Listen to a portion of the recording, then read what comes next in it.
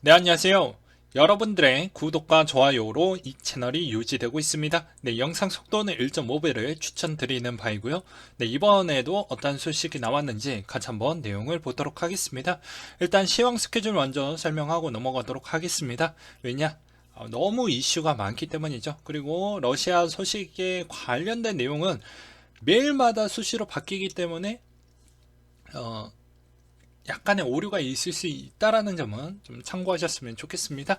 네, 3월의 주요 이슈는 연준의 베이지복 공개 3월 2일, 중국의 양회가 3월 4일부터 3월 5일까지, 한국의 제20대 대통령 선거가 3월 9일까지 이어지게 되고요. 22 통화정책회의가 3월 10일, 선물 옵션 동시 만기일이 3월 10일, 미국의 FMC 3월 15일에서 16일, BOE 통화정책회의가 3월 17일, 그리고 BOJ 통화정책회의가 3월 17일부터 18일까지, 한국의 금융안정상황 점검회의가 3월 24일, EU 정상회담이 3월 24일부터 25일까지, 탄소중립기본법이 3월 25일날 진행이 되고요. 정기주주총회 시즌 감사보고서 제출이 3월 말에 있다라고 되어져 있습니다. 일단 3월 1일은 3일절로 휴장이고요. 한국의 휴장이고, 일본의 해외 입국 자가 격리 기간을 단축시킨다라고 합니다. 한국도 방역 패스의 완화 조건도 3월달 들어오면서 이제 진행을 시킨다고 하니까 자세한 내용은 기사를 따로 찾아보셨으면 좋겠고요. 그리고 가장 중요한 대통령 투표용지 출력이 이제 3월 1일부터 진행이 되는데, 아무래도 이제 그 전에 단일화를 시켜야 되겠죠. 만약에 안 되면 이제 안 된다라고 보시면 돼요. 3월 2일 이후부터는 뭐 단일화 이야기는 안 나옵니다. 이 점도 참고하셨으면 좋겠고요. 베이지북 내용이 나오게 되는데, 뭐 경제 평가 보고서인데, 아무래도 인플레가 강하다, 뭐 금리 인상에 따른 이야기가 또 나오기 때문에 우리가 알 수 있는 그런 힌트를 또 줄 것으로 보여지고요. 대통령 선거 후보자 토론회가 또 마지막으로 있는 날이 2일날 있다라고 합니다. 그리고 3일 연준의 파월 의장 청문회 출석으로 인해서 또 여러 가지 이야기가 나올 것으로 보여지다 보니까 코인에 또 어떻게 보면 등락폭이 꽤 커질 수 있을 만한 기간이라고 보시면 될 것 같고요. 그리고 4일날 대선 사전투표가 4일부터 5일까지 이루어지게 되며, 중국의 양회가 있는데, 중국에서 매 3월에 열리는 정치 행사인 국민 인민대표 대회 전인대라고 하는데, 여기에서 여러 가지 이야기가 나올 것으로 보여집니다.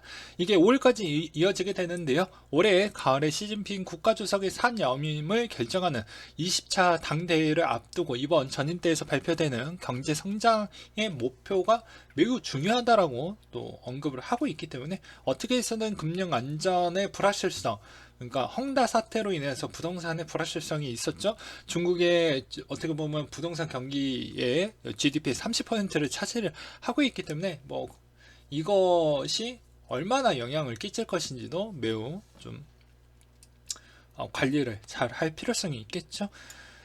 그 다음에 3월 중에는 연준의 반기의회 보고가 나오게 되는데, 연준의 미국 경제 현황과 통화정책 등에 대한 상하원의 출석의 반기 보고가 나오게 되고, 반기 보고 의회는 연준의 통화정책 방향을 가늠할 수 있는 자리라고 되어져 있습니다.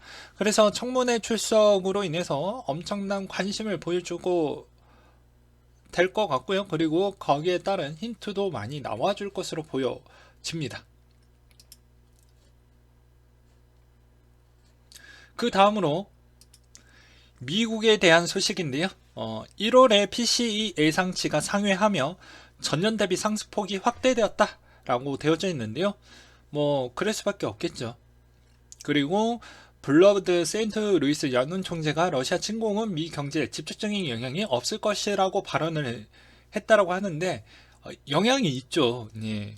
가스 잘 판매하고 있는데 그것도 사상 최고치를 지금 기록을 하고 있어서 엄청난 이득을 갖고 있는데, 그 이야기는 또 안 했나 봅니다. 그리고 인플레이션 상승을 고려할 때 연준이 충분히 빠르게 대응하지 않았음에도 지적을 하며, 7월 1일까지 금리를 100bp 인상을 해야 된다라는 이야기를 또 재차 강조를 했다라고 하네요.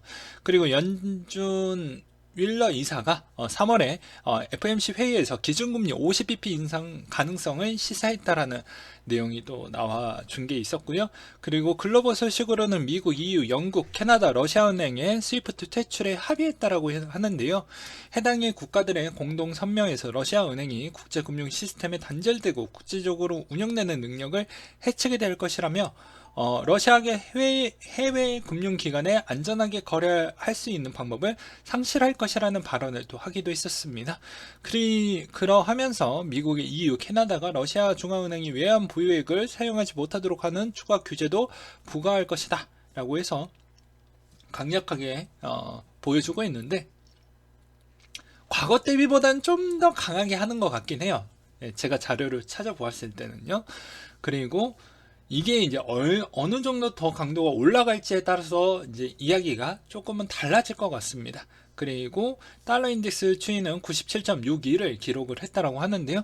러시아의 우크라이나 간의 전쟁이 계속 발발이 되어서 영향을 끼치고 있다라는 게 포인트라고 보시면 될 것 같고요. 금 가격 1886달러 선의 마감을 보여주었고, 유가도 배럴당 91.59달러 선으로 마감을 보여주었습니다. 뭐 주된 내용은 다 똑같습니다.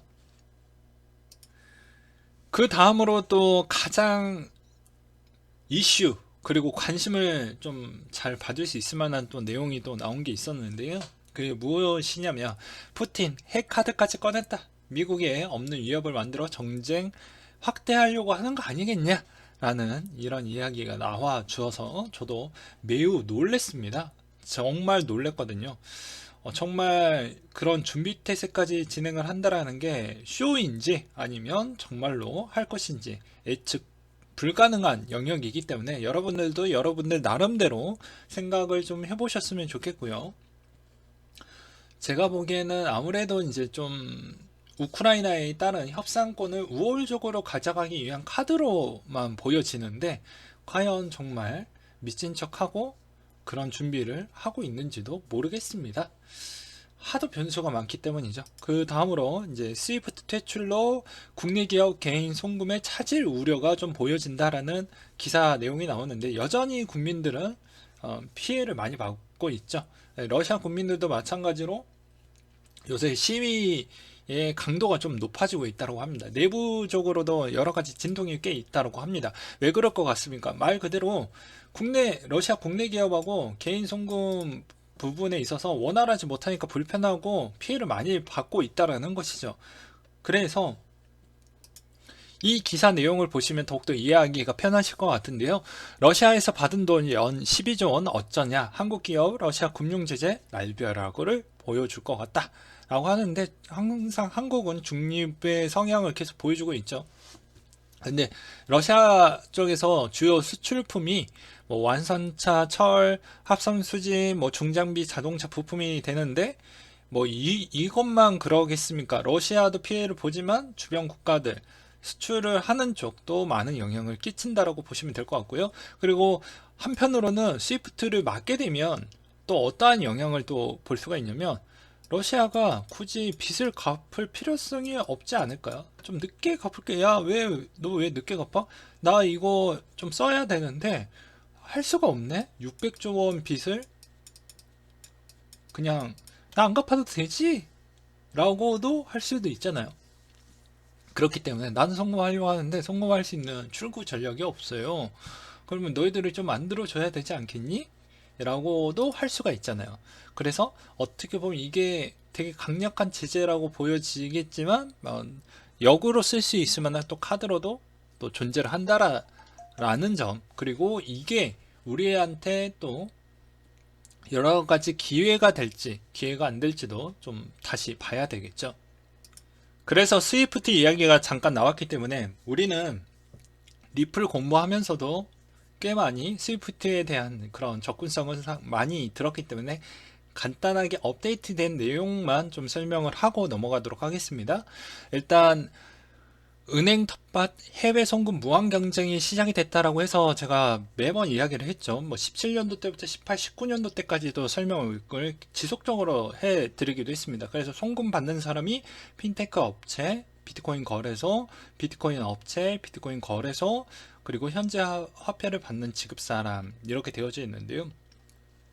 이런 형태로도 충분히 가능하다라는 점을 좀 알고 계셨으면 좋겠고, 이걸 왜 보여드리냐, 다 이유가 있는 것이죠. 그 다음으로 국내 소액 해외 송금 업체 현황을 보게 되면 이런 주요 많은 업체들이 있습니다. 네, 많은 업체들이 있기 때문에 소액에 따른 송금은 이렇게 대체해서 진행을 할 수 있을 만한 형태가 있어요. 그래서 굳이 스위프트망을 기존에 있는 시중 은행들이 쓰는 것도 있고 쓰지 않는 것도 있습니다. 그래서 꼭 다 송금을 못한다더라 라고 볼 필요성은 없습니다. 그 대신 반면에 이제 트래블 룰이 3월달에 진행이 되기 때문에 절묘하죠. 예. 그리고 대부분 이제 국가들도 3월달에 거의 다 집행이 되기 때문에 어떻게 보면 거래소 쪽에 따른 어느 나라 국민인지, 어느 나라 쪽에서 그걸 송금을 하는 것인지, 금액이 어느 정도인지 이게 다 확인이 가능하기 때문에 상당히 골치가 아파질 것으로 보여집니다. 그러면 러시아가 이 자료 데이터를 보게 되면 약간은 안 맞을 수는 있겠지만, 그래도 보게 되면 러시아가 한 이 정도, 이게 거래량 추이로만 일단 되어져 있어서 좀 작게 보여지긴 하지만, 일단 그리고 달러로만 뭐 처리할 수도 있겠죠. 이것도 그냥 참고하시라고 보여드렸던 부분이고요. 그 다음으로 채굴의 해시레이트 추이를 보게 되면 또 한순간에 좀 많이 다시 내려온 부분을 볼 수가 있습니다. 왜 그러냐면 러시아 쪽에 따른 채굴 회사들에 따른 분위기가 이거 어느 정도 고정비를 해소할 수 있을 만한 그런 출구 전략이 있어야 되는데 그게 없으면 난감할 거 아니겠습니까? 그래서 해시에 조금은 영향을 주지 않았을까. 오히려 이제 러시아 쪽에서도 어떻게 보면은 이 전기세가 너무 싼 것보다는 내가 돈을 현금화할 수 있을 만한 그런 출구가 없으면 이거는 내가 이제 지불할 수 있을 만한 능력이 상실이 되는 거니까 그거에 따른 고민이 좀 있지 않을까. 그래서 해시에 따른 영향성도 분명히 있을 것으로 생각을 해볼 수가 있게 되겠고요. 그 다음으로 뭐 이런 내용도 있었습니다. 미국 재무부 비트코인 달러처럼 감시를 할 것이다. 미국 제재감독기구에서 가상자산 거래에도 적용될 것이 유력하다라고 또 밝혔는데요. 그는 OFAC는 비트코인이나 다른 자산에 이루어진 거래도 달러 거래와 동일하게 감시할 것이라고 덧붙였다. 지난해 10월 OFAC는 가상자산 제재 준수에 새로운 지침을 발표를 했으며, 그리고 제재에 위반했었을 경우 약 240억 원 벌금과 최대 30년 징역형에 취하게 될 것이다 라고 되어져 있습니다. 그리고 EU는 러시아 제재를 회피하기 위해서 방지하기 위해 암호화폐를 빠르게 규제를 해야 된다. 규제 강도를 높였는데요. EU의 목소리가 이렇게 높였는데 과거에는 이제 최근에는 어떤 형태를 보여주고 있냐면 되게 재밌습니다. 요새 유럽 연합은 비트코인 사용 제재에 대한 규제안 표결을 일단 무제한으로 연기시켰습니다. 야, 이게 진짜 지금 중요한 게 아니야. 중요한 게 아니니까 일단은 그 다음으로 좀 미루자 라고 해서 일단 사용 제한을 좀 연기를 함으로써 약간의 코인한테 또 영향을 끼치기도 했었죠. 그리고 부테린 씨가 뭐 푸틴 전쟁 결정이 맨 비난을 했다라는 것인데, 이것도 조금은 되긴 했지만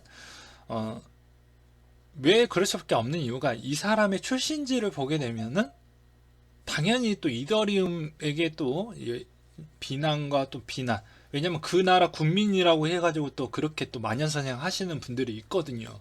100% 있을 것으로 보여집니다. 그래서 어느 정도 좀 이렇게 이야기를 언론 플레이를 하지 않았나라고 생각을 좀 해보기도 했었고요. 비트코인 매도세 종료 21년대 급락대와 좀 비슷한 것 같다. 닉네임 4차 폰지 사기 혁명이라고 해서 님께서 남겨주셨는데요. 미국의 경제 전문 매체 CNBC 보도에 따르면 짐 크레이머가 이제 헤지펀드 매니저 출신인데요. 유명 기술 분석가 톰 드마크가 해석한 차트 기반에서 보았을 때 하방 추세가 보인 뒤 저점을 확인할 가능성이 매우 높다. 그는 최근 몇 주간의 가격 급락세가 비트코인에 구조적 손상을 줄 수 있다는 위험이 있다고 언급을 하면서도 그 분석가가 이러한 일은 일어나지 않는다라고 더 베팅을 하고 있다고 합니다. 참고하셨으면 좋겠고요. 러시아 쪽에서 뱅크런이 시작이 됐다고 해서 요 짤도 많이 돌아오고 있는데 이렇게 한번 준비를 해 보았습니다. 같이 한번 보도록 하시죠.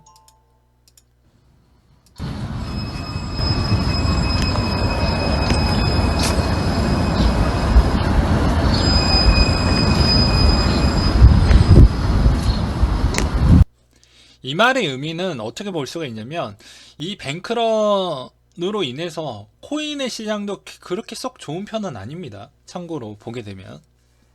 왜 그러냐면 오히려 자금을 우선시적으로 내가 만약에 러시아인이라고 했었을 때 가장 우선적으로 챙겨야 할 돈이 무엇일 것 같습니까? 비트코인? 아니죠. 예, 달러입니다. 예, 달러 쪽으로 무조건 갈 수밖에 없는 실정이기 때문에 보게 되면 뭐 다른 나라 가서 바이낸스 로그인하면 되는데 다른 나라에서 트래블 적용되는데요. 이제 3월부터 한국만 트래블 적용하는 게 아니니까. 그리고 이제 두 번째로는 인터넷 부분에 따른 통제가 진행이 되면 아직도 블록체인망 자체가 인터넷에 좀 많이 의지를 하고 있기 때문에 어쩔 수가 없는 현상이다.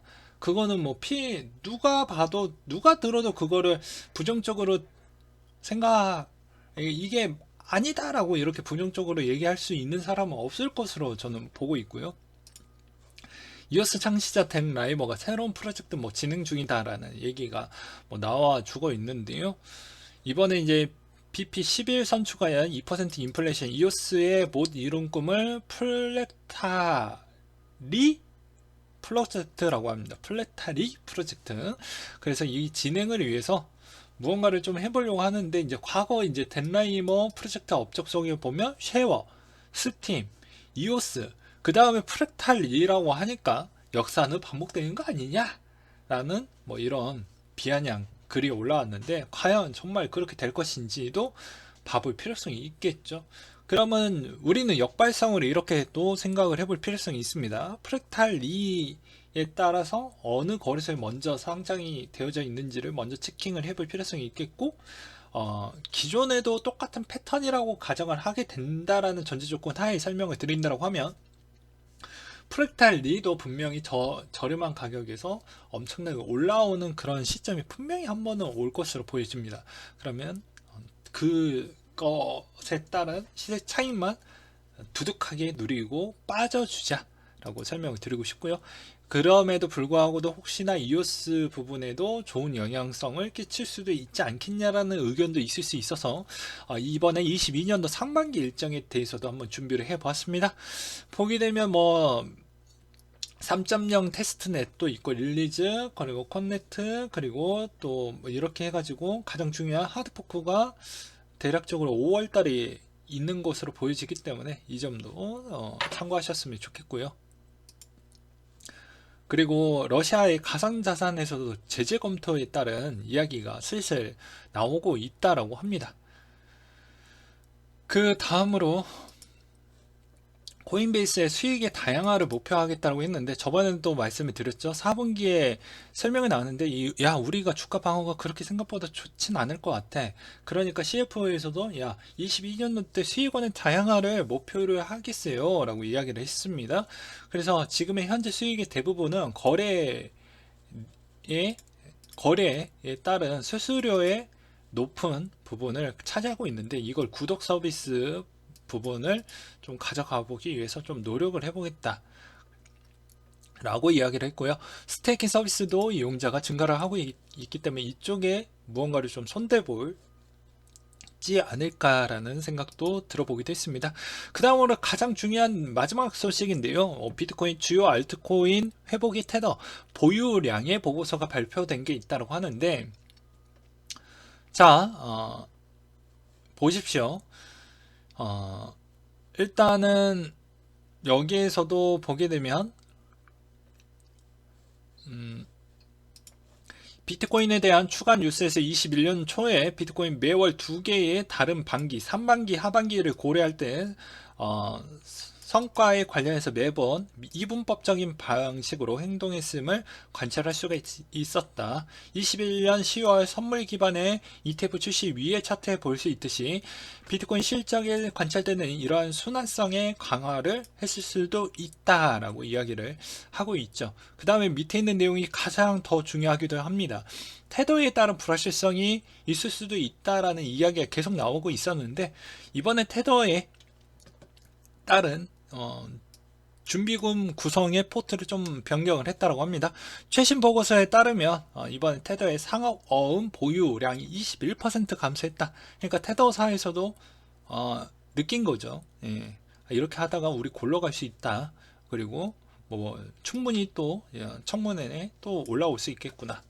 자금시장 펀드 국채에 따른 투자 증가에 테더의 탄력성이 강화되었음을 확인하고 있다 라고 나와주고 있습니다.